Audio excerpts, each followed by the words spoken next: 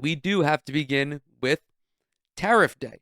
Before we get into the reporting before we get into the reporting surrounding this colossally ridiculous day here in the United States of America, a couple of days ago, the White House tweeted out a picture, a graphic of Donald Trump with text that reads as follows.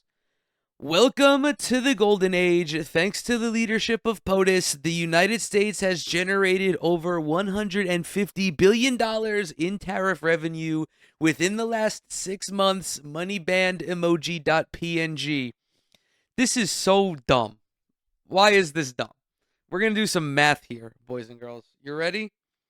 I have 150 divided by 6. Okay, what does that give us? That gives us about $25 billion a month. Specifically for the month of July, it was $27 billion.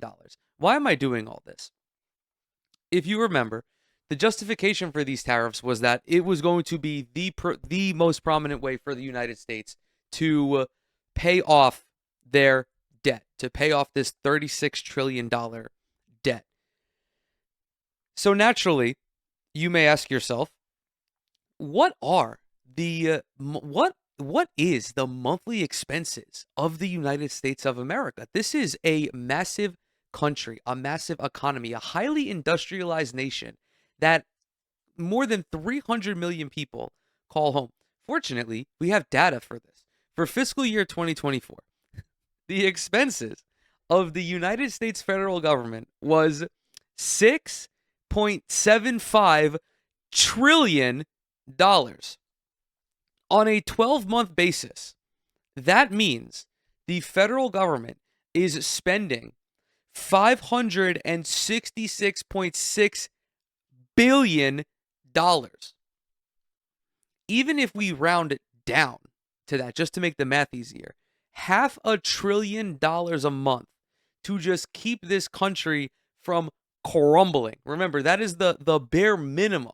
That is the bare minimum, because those expenses don't include universal health care. It doesn't include universal child care. It doesn't include any sort of progressive legislation. That is literally just to prevent the country from fucking dissolving. What the fuck is $150 billion in tariff revenue gonna do? This is so remarkably idiotic that people are still like on board with this, that people still think that these tariffs are going to do anything more than just fuck over lower and middle income earners, which is exactly what every economist projects, because that is what tariffs do when they are implemented as short-sightedly and as negligently as this. Remember, there is no rhyme or reason for why Trump is doing these tariffs. He sees numbers on a balance sheet in regards to a trade deficit and believes that if the United States is in a negative trade deficit, we are being fucked over by whatever country we are trading with, which is just not true. I've used this analogy multiple times. If you go to the coffee shop down the street from you once a week and you spend $5 on a cappuccino, on a monthly basis, you will have a $20 trade deficit with that coffee shop. However, you are receiving a cappuccino. That is not inherently a bad thing. You are receiving a product or a good or a service for the money that you pay. The Trump administration doesn't understand this because they're all stupid. There's no other way to describe it. They're either stupid or ignorant. And I can't even imagine that they're ignorant anymore, because in Trump 2, Trump has specifically surrounded himself with yes man dipshits. President Trump issued an executive order Thursday slapping tariffs on many of America's trading partners, but the new duties are set to go into effect in 7 days, not Friday, as was anticipated. Friday being August 1st. There were also additional pauses on the Chinese tariffs, which China is the one country that Donald Trump was super horny to put tariffs on. And so far, he's only slapped on, like, I think an additional 10%, which is still not great, but he's not rebalancing global trade. He's not doing anything. This is merely just to make it look like he's moving fast. This is like if you're going to a fucking bar and the bartender is just twitching. They're not making your drink any faster. They just look like they're moving faster. The executive order lays out rates to be applied against nearly 70 countries, ranging from 10 to 41%, in what a Trump administration official held as the beginning of a, quote, new trade system. The order was unveiled just hours ahead of the August 1st deadline Trump had set for countries to make trade deals with the U.S., but the tariffs aren't going into effect immediately. Instead, they are set to roll out next week. In addition, there is an extended rollout for goods shipped into the country by vessel. As long as they are not shipped by August 7th and enter the U.S. by October 5th, they will not be subject to the new tariffs.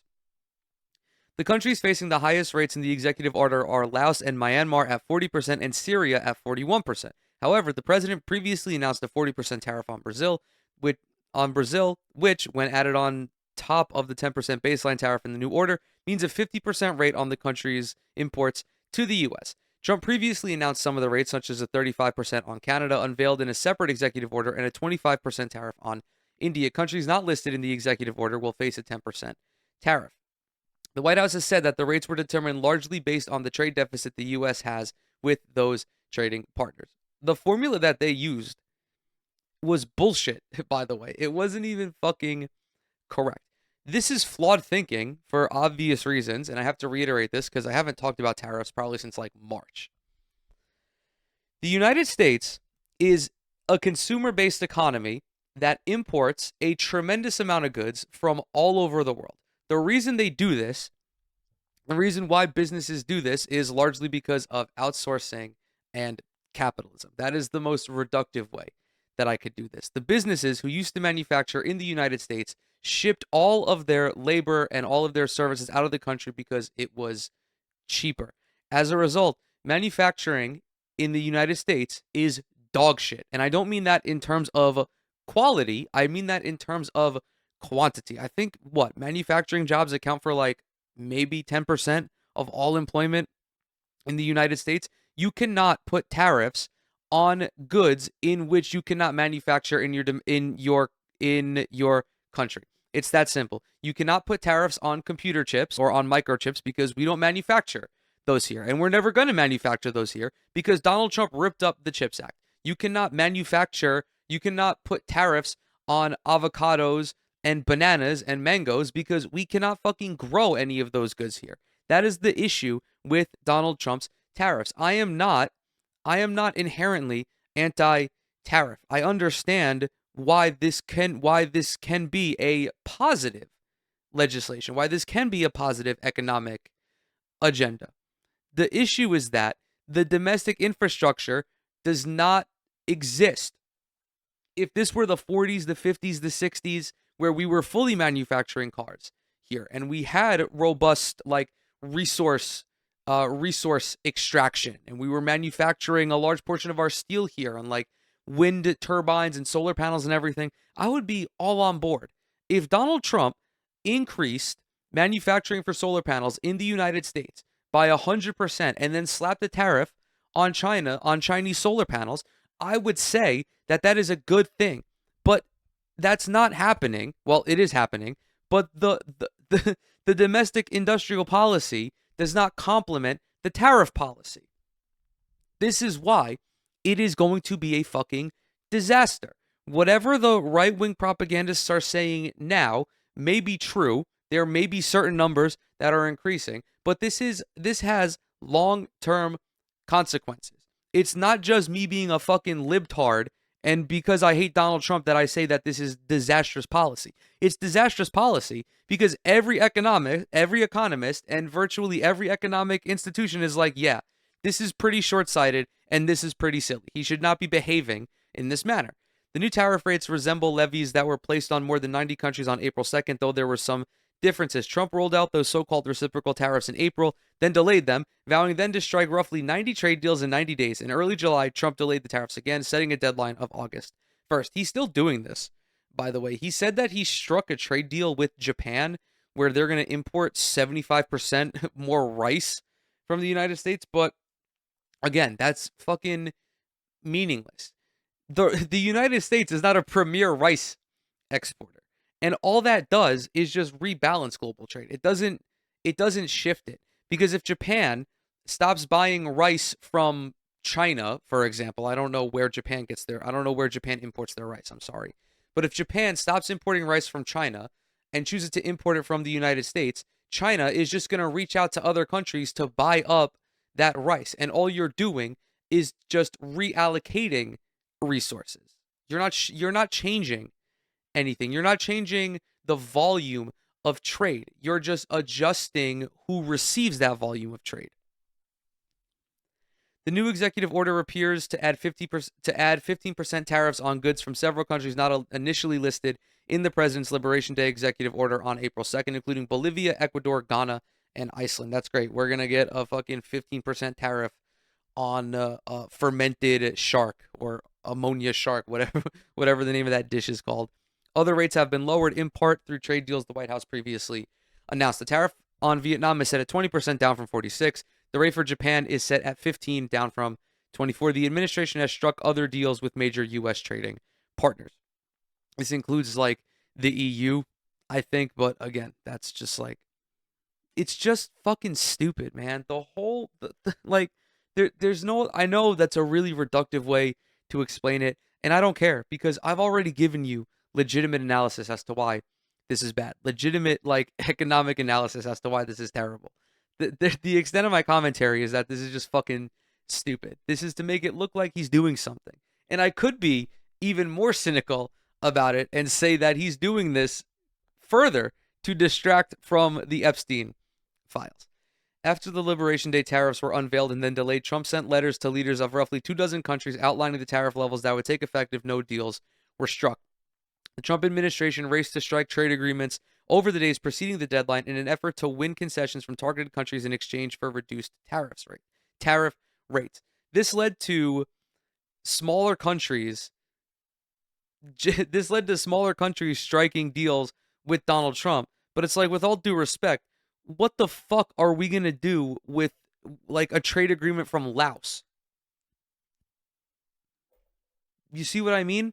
It's silly. It doesn't matter if you have a free trade with Laos if you're putting 35% tariff on China, Mexico, and Canada. It just doesn't matter. Ahead of Thursday's executive order, Trump brokered agreements with the UK, Indonesia, Vietnam, and the Philippines, Japan, the EU, and South Korea. The White House also reached a preliminary accord with China that lowered tit-for-tat tariffs previously imposed by the world's two largest countries. Again, tit-for-tat tariffs that started with Donald Trump. And then China was like, okay, well, I guess I'll tariff you. And then Donald Trump was like, I'm sorry, President Xi. I did not mean to punch you in the face. I did not mean to smack you. Can we have a truce? And then President Xi was like, yeah, sure, we can have a truce. Like, what are you doing? This is dumb.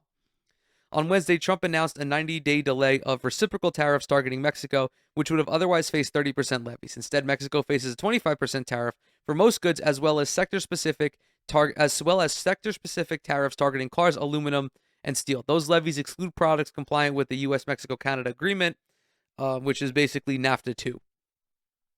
Tariffs put forward so far by Trump are expected to cost an average household an additional $2,400 this year, the Yale Budget Lab found on Wednesday. Even more sinister, the $1.1 trillion tax cut that is in Donald Trump's one big beautiful bill is entirely funded by tariffs. Not only do lower and middle income people feel the strain of paying more for goods, the business owners in the 1% who own these companies see their profits increase because of these tariffs. They increase the price of their goods because of the tariff, therefore putting more money in their pocket at the expense of lower and middle income earners.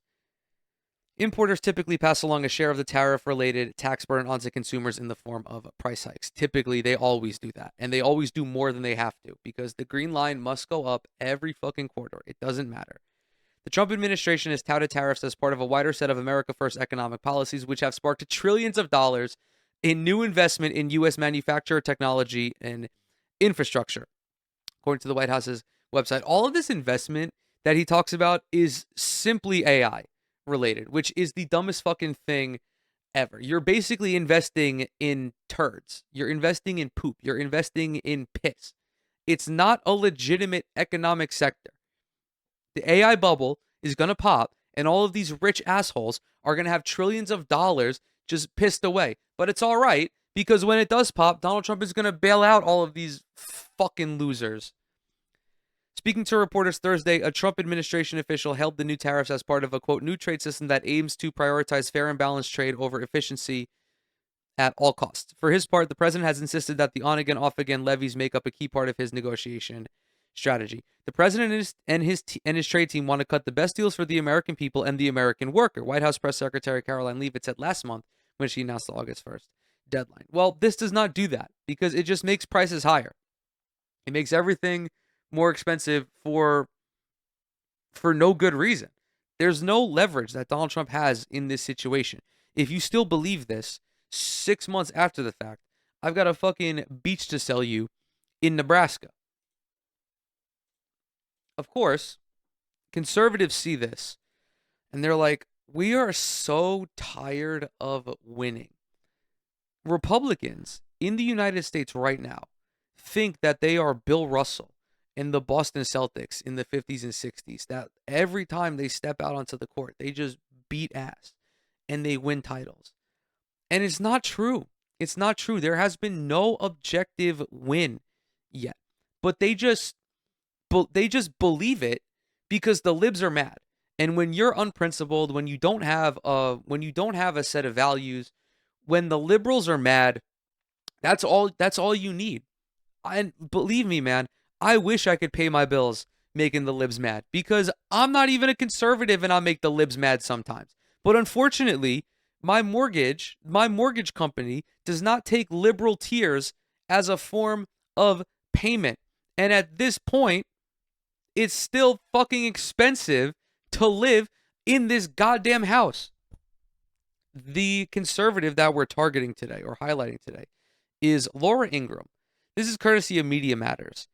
And there's a quote in here that she says, when imports go down, that's actually good. Now, this is mind-bogglingly stupid. This is violently stupid. This is hilariously stupid, because in a vacuum, that's not good. Well, in a vacuum, imports going down doesn't mean anything, because the imports going down is good or bad depending on how import-based your economy is. Let's hear what this astute intellectual, this astute economic mind has to say about the Trump tariffs. Not tired of winning. That's the focus of tonight's angle. Consumer spending is up, business investment is way up, domestic manufacturing is way up, the real disposable family income is up, and personal savings are up. By how much? By how much? This is like, how can you listen to the president of the United States say anything, especially about the economy, and not list one single fucking metric? Well, consumer spending is up. I think it's up by like 1.4%, which is fine. Business investment is up, but exclusively in AI, in nothing else. In fact, when we get to the jobs report, we'll cover this a little bit more, but I think that there have been more layoffs this year than any year since 2020, which of course was the fucking COVID year. I think it's like a 75% increase in layoffs. Microsoft a few weeks ago laid off 9,000 fucking people. And these guys have the nerve to sit here and say the economy is fucking great. Well, guess what? If you're a millionaire or a billionaire or you're in the 1%, it is fucking great. But if you're living paycheck to paycheck, it sucks. Other than that, we're not doing so great. Well, he's right. America's economy is looking very bright. In fact, it's blowing past expectations. Today, the second quarter GDP came in at 3%, 3%, after a contraction in Q1. Now, that means we're on track for a good year, which is not what Too Late Powell projected just weeks ago. 3% is not particularly extraordinary. It's quite average, actually. If you look at the GDP data for the last 12 quarters, I think it fluctuates between 1% and 4%. This is normal. This is normal economic behavior. And the reason why this is like expectation shattering is because the economists were rightfully fearful and are still rightfully fearful of Donald Trump's economic agenda. In our summary of economic projections, the median participant projects GDP to rise 1.4% this year and 1.6% next year, somewhat slower than projected in March. I'm sorry, he's just such a weenie. We're going to check back with him in December, those final numbers. Now, imagine what the GDP would have been if Powell had lowered interest rates when he should have. It's already 3%. Now, of course, since liberals have no answer to any of Trump's successes, they simply pretend that numbers aren't actually real. Today's GDP number is in fact a mirage because some ominous numbers lurk under the hood. Business investment plunged in the second quarter by 3.1%. Businesses are worried. I think what's so funny about this, just going back to the numbers again, because economics is all fucking nerd shit, right? It's all numbers based. It has to be numbers based. Donald Trump did not list a single fucking number. Laura Ingraham did not list a single fucking number.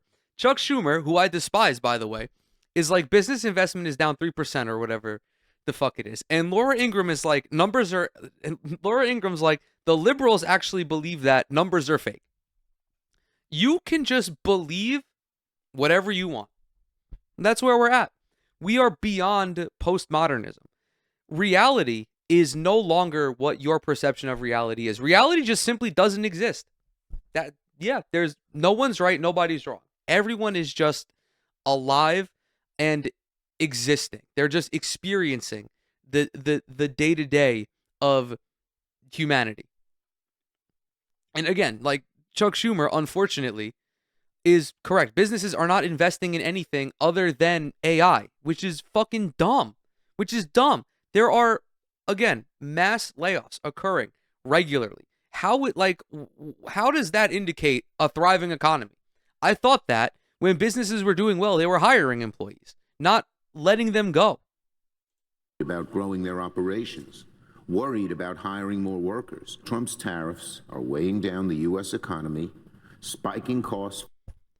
As for the media figures convenient. who were sure tariffs would be Trump's undoing, they came up with their own fantasy lines. Microsoft and Meta, they're spending so much money on AI. So that's another thing that could be making it look like our economy is stronger than it actually is. This headline GDP figure, it's that's correct. She's right. I don't know who that lady is, but she's right. It's the facade of growth. It's the Silicon Valley business mindset. When there's a company, when there's a startup that is consistently getting billions of dollars in funding, it makes it look like it is a thriving company, even though more times than not, these companies are in the red.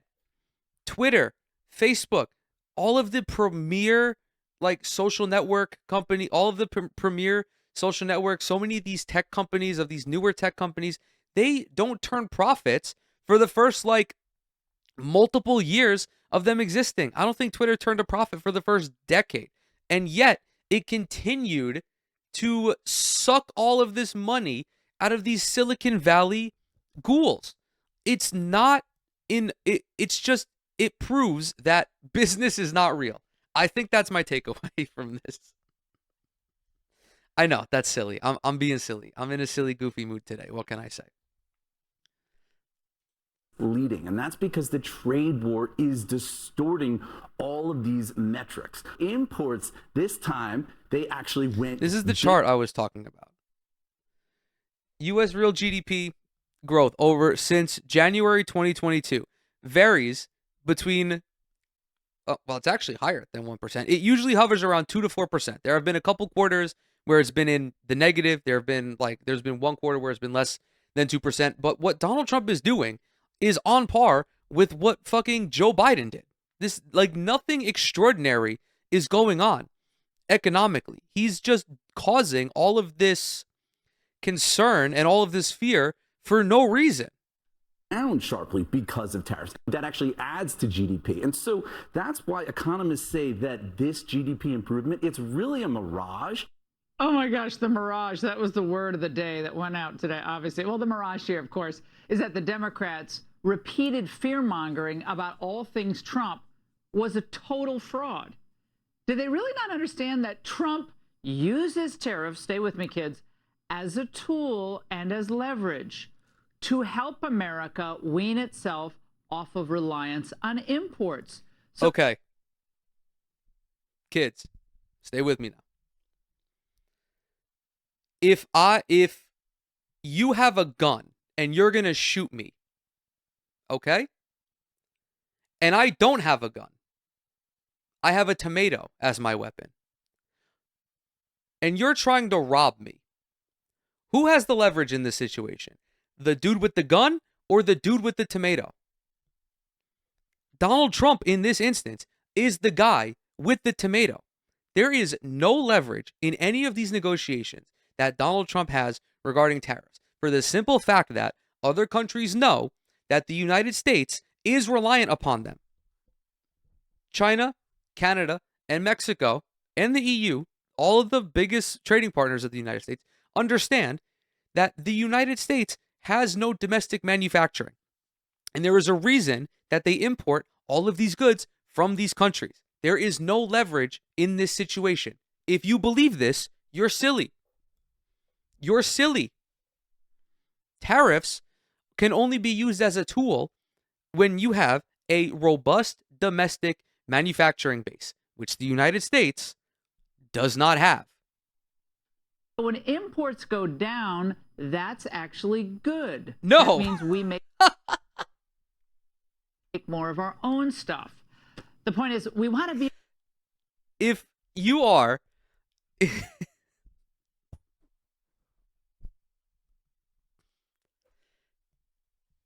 You ever see that video of LeBron at like an 8th grade camp, and he just starts dunking on these kids? This is kind of what it feels like when you have a conversation with another. This is not a conversation, but when you like, if you were to try to have a debate with a a highly influential conservative commentator, it's just like you are literally arguing with a baby. How is imports going down good if you are an import-based economy? That just means that you don't have anything. If you import food, right, and your imports go down, it means there's less food in your country. It's like, what am I doing? What am I doing, man? Like, what is this? What is this? Also, Laura, we're not manufacturing shit. We don't have dick right now.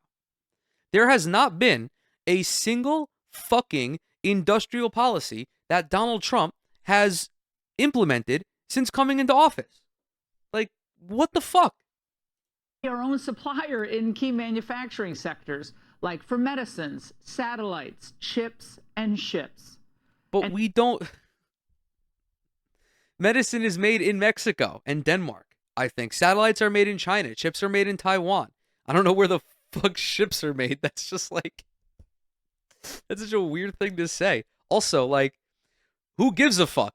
Like, what about building materials like wood so that way people can have cheaper homes? What about food? You know, stuff that people need to survive. Who do you think that someone living paycheck to paycheck gives a fuck about ship manufacturing in the United States? You think the guy who is a cashier at Marshall's is stoked that the United States is manufacturing fucking satellites? Meanwhile, he lives in Arkansas making $7.25 an hour and he has to work 3 jobs to pay rent? I think what bothers me the most about these people is not just how stupid they are. It's not their white supremacy and their racism. It's just how out of touch they are. That is what bothers me more than anything else. You're Laura Ingraham. You work like 5 hours a week, maybe 10. You have a team of producers and writers who craft your show for you, and you sit in front of a fucking camera for 1 hour a night and collect like a $3 million paycheck. And you have the nerve to sit up here and posture that what Donald Trump is doing is good, even though inevitably he's going to fuck over the very people that you're propagandizing. Democrats, well, remember, they used to be for American workers, but now they're just for hammering Trump. Yes, Democrats famously for American workers. Who was it that signed NAFTA? Bill Clinton? Bill allegedly went to Jeffrey Epstein's island 28 times Clinton. Yeah, famously pro-Democrat. Let's take a look at the jobs report. You guys may not know this, but I'm a jobs report guy. I'm kidding. I don't give a fuck about the jobs report. But like, I do. I do think that, again, it's like kind of silly. The whole... My view of the economy is not what most media people... It's not the same view as most other media people, and I'm hesitant to call me a media person because I don't think that I'm that. But when you're discussing politics and shit like that, the economy is always like, "Oh, GDP is up, Jack. GDP is up 17.8% this week." It's like, that doesn't fucking matter.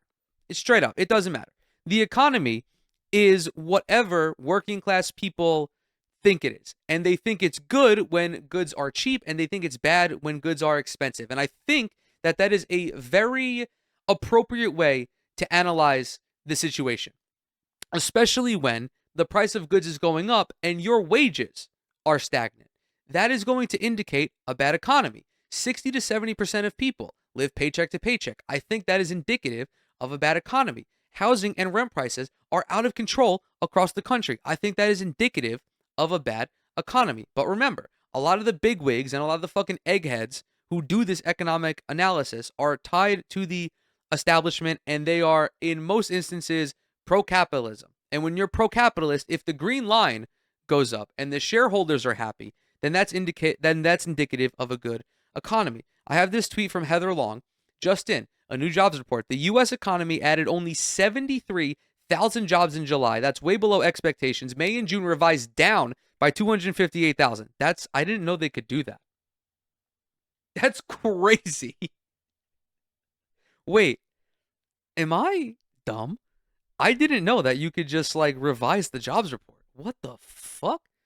75% of July job gains came from healthcare. The employment rate ticked up to 4.2, up from 4.1 in June. Wages grew 3.9% in the last year. In January of 2023, there were more than 400,000 jobs added. This is like crazy. This is crazy. And again, this is a bipartisan issue for me. Democrats and Republicans are not doing enough to improve the economic conditions of the 99%. If you were to make the lives of these people better, shit like this would be overwhelmingly positive. Now, in regards to like job creation, for example, and in regards to like small businesses, small and medium-sized businesses, because the Democrats are the small and medium-sized business party. What could they do to stimulate job creation amongst this? Well, they can make it easier to get loans. They could take away some regulation in regards to starting new businesses. Of course, that is heavily dependent on the municipality. So I will say that. But you can also offer paid family leave, sick time. You could do free healthcare, so that way these businesses don't have to spend money on all of these benefits, and they could afford to hire more workers. You could raise the minimum wage as well, so that way people have more money in their pockets. There are ways that you can stimulate like economic productivity, but the Democrats don't want to do that because they're lazy, and the Republicans don't want to do that because they're fucking sinister. What does all of this mean? Right now, it's hard to say because, at least in regards to the tariffs, a lot of this tariff policy is not signed into law, which means it is not legally binding, which is a good thing, I guess. However, there is all of that extra uncertainty that comes along with these announcements. The president should not be doing economic policy on social media. It's just bad for literally everybody. It creates chaos for the United States, for their trading partners, for the businesses within the United States, and for the consumers in the United States, because nobody knows what the fuck is going on. Nobody knows what is going to get more expensive. Nobody knows what goods are going to be impacted by these decisions. And overall, it is just not good for anybody. Republicans can lie to themselves all they want and say that shit is copacetic, actually, and that we are beaten ass right now. But I don't believe it, because what would lead me to believe it when I go to the supermarket and it's literally like $7 for yogurt? Yogurt. And I'm not even talking about special yogurt, because I buy special yogurt because I'm lactose intolerant. Dude, there's only one brand of lactose-free yogurt, Greek yogurt, that I found. It's by Faye. It's $10 fucking at Stop and Shop. $10 for like 5 servings of yogurt. It's cheaper at Whole Foods than it is at Stop and Shop. Right? Eggs are still like $12 a fucking dozen. I saw a report that egg prices are expected to increase 24% this year. What are we doing, bro? Like, the party that glazed Donald Trump about running on affordability is watching the affordability crisis spiral, and they're like, dude, we're actually winning. We're winning to a degree that nobody has ever experienced before.